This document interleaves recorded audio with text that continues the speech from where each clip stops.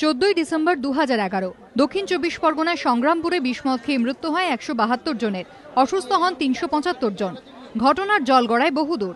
হাইকোর্টে জনস্বার্থ মামলা দায়ের করেন দুই আইনজীবী। মামলায় সংগ্রামপুর কাণ্ডের সিবিআই তদন্তের দাবি তোলা হয়। অভিযোগ করা হয় ঘটনার পিছনে রাজনৈতিক নেতাদের একাংশ, পুলিশ প্রশাসন ও আবগারি দপ্তরের এক শ্রেণীর আধিকারিকরা জড়িত। সেই মামলা শুনানির সময় এদিন চরম উদ্বেগ প্রকাশ করে হাইকোর্টের প্রধান বিচারপতি অরুণ মিশ্র ও বিচারপতি জয়মাল্য বাগচি ডিভিশন বেঞ্চ।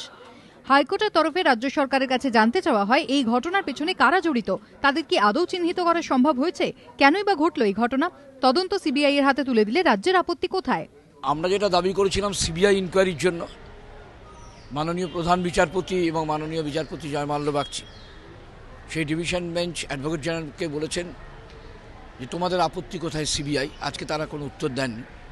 আদালত সরকারের কাছে জানতে চায় মামলার চার্জশিট কোথায়। এজলাসে উপস্থিত অ্যাডভোকেট জেনারেল অনিন্দ্য মিত্র ও সরকার পক্ষের আইনজীবী অশোক কুমার বন্দ্যোপাধ্যায় জানান, ইতিমধ্যেই রাজ্য সরকার চার্জশিট পেশ করেছে। চার্জশিট খতিয়ে দেখতে চেয়েছে হাইকোর্ট। মামলার পরবর্তী শুনানি 1 ফেব্রুয়ারি। ধ্রুবজ্যোতি প্রামাণিকের রিপোর্ট, এবিপি আনন্দ, কলকাতা।